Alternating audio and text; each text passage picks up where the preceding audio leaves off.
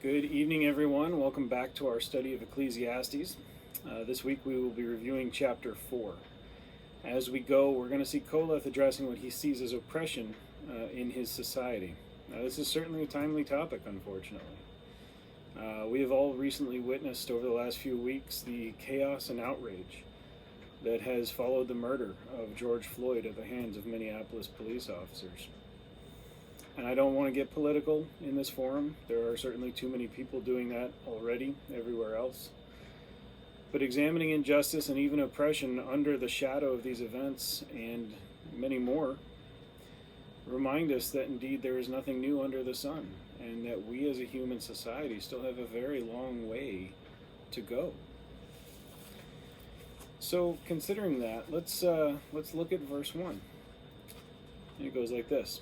Again I saw all the oppressions that are done under the sun, and behold the tears of the oppressed, and they had no one to comfort them.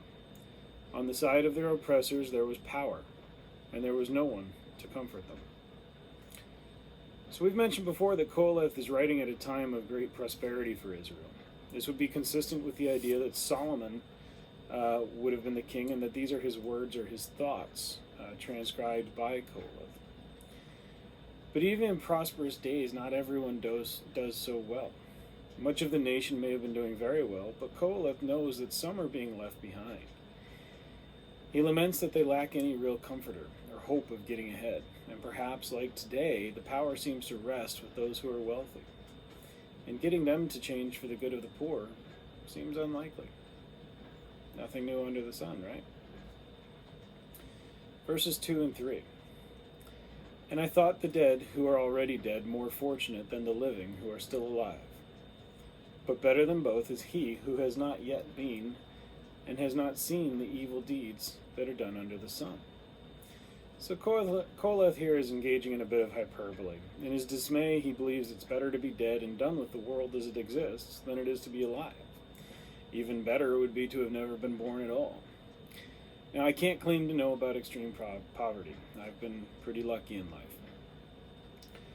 But I'm thinking Koleth here is engaging in some sort of exaggeration to bring his point to bear. I can't believe that even the poor would really choose death over life in all but maybe the most extreme circumstances. That said, I think we can take his point. It's not good, and he doesn't like to see the inequality. Verse 4 reads, Then I saw that all toil and all skill in work come from a man's envy of his neighbor. This also is vanity, and a striving after wind. Now here Koleth is switching gears a little bit. He's speaking of the oppression of keeping up with the Joneses, sort of always being in competition to obtain the most material things. In some sense, it may come off as being a little bit cynical. After all, we all have to work to obtain the funds needed to provide for ourselves and our families, and I don't think anybody would hold that against us. But I think we would also have to agree that sometimes we work more than we have to obtain more wealth or more status or that bigger promotion or that corner office. And while drive and ambition on their own are not necessarily bad things, there comes a point where one has to ask the cost. If a man works so hard all his life to have the nicest things but is never home to enjoy them, then what has he gained? It really is then all vanity. If he's always tired and stressed, is it really worth it? Verses 5 and 6. Here we go, 5 and 6. The fool folds his hands and eats his own flesh. Better is a handful of quietness than 2 hands full of toil and a striving after wind. So here Koleth is giving us 3 options as it comes to work. Option A, you can fold your hands and consume your own flesh. In other words, don't work and you'll starve, or at least you'll go wanting. Option B, a handful of quietness, means having enough in life to live relatively comfortably, but still having the time to have relationships and to enjoy life. Finally, option C is to have both hands full with toil and grasping for the wind. In this option, the man has far more than he could ever need, but he works all the time and misses out on so many things. I think most of us would probably agree that option B is pretty good. That's what I'd go with. And Proverbs 15:16 backs this up. It says, better is a little with the fear of the Lord than great treasure and turmoil with it. Verses 7 and 8. Again, I saw vanity under the sun, one person who has no other, either son or brother, yet there is no end to all his toil, and his eyes are never satisfied with riches, so that he never asks, for whom am I toiling and depriving myself of pleasure? This also is vanity and an unhappy business. So here Koheleth is just expanding the point. He's describing a man with no wife, no children, no brother, nobody to inherit all of the wealth that he is making for himself. And it just begs the question, when does enough become enough? And when does that desire for intangible, immaterial things like family and friends and love and fulfillment kick in? At the end of his life, what will this man have to show for all that work? Verses 9 through 12. Two are better than one, because they have a good reward for their toil. For if they fall, one will lift up his fellow. But woe to him who is alone when he falls, and has not another to lift him up. Again, if two lie together, they keep warm. But how can one keep warm alone? And though a man might prevail against one who is alone, two will withstand him. A threefold cord is not quickly broken. So here Koheleth is just showing us a contrasting view. In this case, the man who works has a companion, not only with whom he can share the wealth his toil makes, but also someone who can pick him up when he falls. In this first example, we see the cooperation that marriage brings. But he does go beyond marriage, even to describe community, I think. Communities, when they work well, are able to lift each other up, to support those who are down, so that they too may be supported when they themselves are down.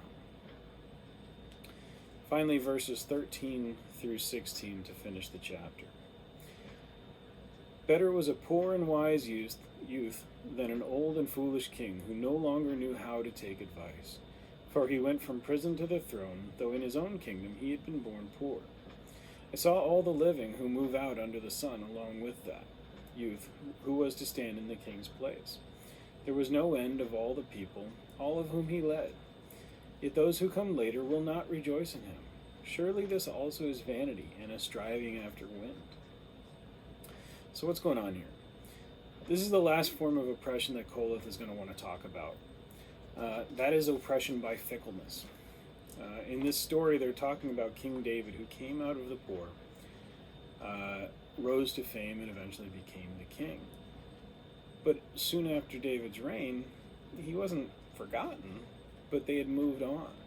So the society was fickle. And societies do tend to be very fickle.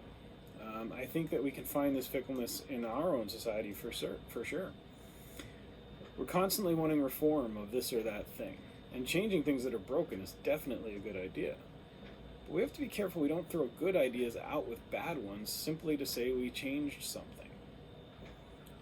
Worse, it seems we're so fickle that we often care less for the message and more about who the messenger is.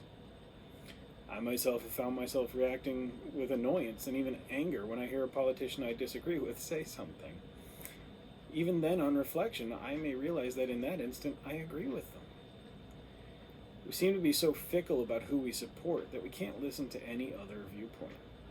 This indeed is an oppression on its own, keeping us from becoming our best selves and even our best society. So how do we approach all this from the notion of foreshadowing Christ? Because as I've said before, I think when we read the Old Testament, we really need to try and foreshadow Christ as much as we can. We need to understand what it's telling us, because as we saw in the first part of the chapter, those who are oppressed have no hope. But we as Christians, and I'm going to mention this again, we do have hope. And so we've got to keep that towards the front of our mind while we read this. So anyway, Christ's first mission was to come and save the souls of mankind. He was on a mission to be the ransom that needed paid, so that all those believe would receive salvation. But it cannot be overstated that Christ was concerned about justice and about caring for our fellow man. And in light of recent events, That's our fellow man regardless of economic status, color, creed, or anything else. He didn't say love the people who look and act like you. He said love everyone. Sometimes it feels like we forget that. I've often wondered, and this is me speaking, not Central Baptist Church, if the divine cost of salvation for mankind was not the same as the man-made cost of rebelling against the power structure of Christ's day. I'm going to expand upon that. What I mean is, was the reason Christ died maybe twofold. In the divine plan, Christ had to die on the cross to purchase our salvation. But if that's all there was to it, then why did he live 33 some odd years and have a ministry of about 3 years in which he literally changed the world so much that our calendar now starts based on his lifetime? I think we tend to focus a lot on the cross, and we should, no doubt. But I think we do so sometimes at the expense of understanding just how much of a rebel Jesus really was. He saw the same things that Qoheleth tells us about. Many of the same injustices that exist in our society today existed in the time of Qoheleth and certainly in the time of Jesus. Qoheleth laments a society that is wildly prosperous, yet forgets the poor and the suffering. Jesus does the very same.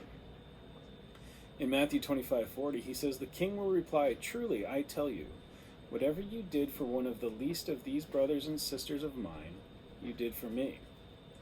Jesus offers us the teaching that we must care for our fellow man. But to see the suffering and do nothing is to deny Christ himself. Qoheleth laments the urge to work more and more due to envy. Christ does so as well. Neither lament work. They lament the envy that motivates some people to work so hard that they lose out on so many other things that are important in life. In Mark chapter 7, verses 20 through 23, Christ says, "What comes out of a person is what defiles him. For from within, out of the heart of man, come evil thoughts, sexual immorality, theft, murder, adultery, coveting, wickedness, deceit, sensuality, envy, slander, pride, foolishness. All these evil things come from within, and they defile a person." Now that's a long list of things, but as I tried to emphasize, coveting, envy, pride, those are evil things too when they go too far. And really when they can be described by those words, they are too far. Qoheleth and Jesus both lament the fickleness of society. Both want us to focus on God. Stop chasing the next shiny thing and have a picnic with the kids.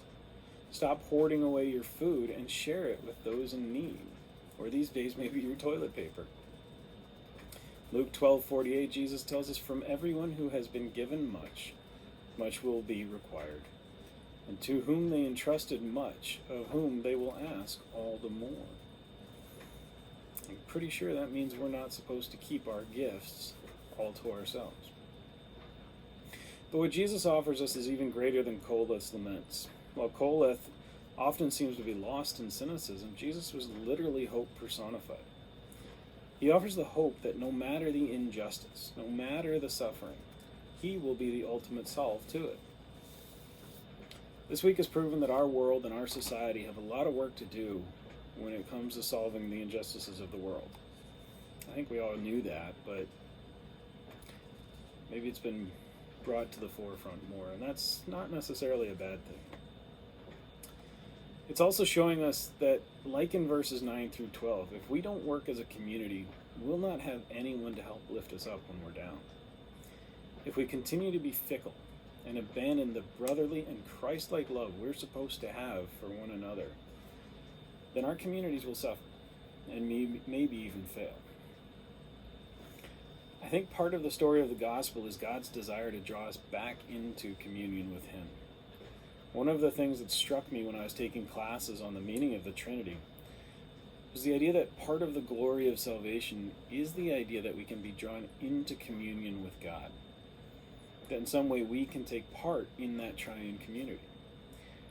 I don't know exactly what that looks like, but I know that it does not involve a lot of the thing that Qoheleth laments above, nor the things we see in our society today. Think of when Jesus said, "For where 2 or 3 gather in my name, there am I with them." That's from Matthew 18:20. It sounds a lot like when Koheleth wrote, "The one may be overpowered by another, two can withstand him, and a threefold cord is not broken." I think we have to make sure that the injustices we see don't tear us apart. I think Koheleth saw it, I know Jesus saw it, and I think we see it today. That's all I've got. That's the end of Chapter 4. I appreciate you joining me. I look forward to seeing you all again for Chapter 5, and hopefully reopening the church real soon. You should see a video coming to YouTube very soon on that subject as well. Until we meet again, either on here or in person, I hope you are well, and I'll see you soon.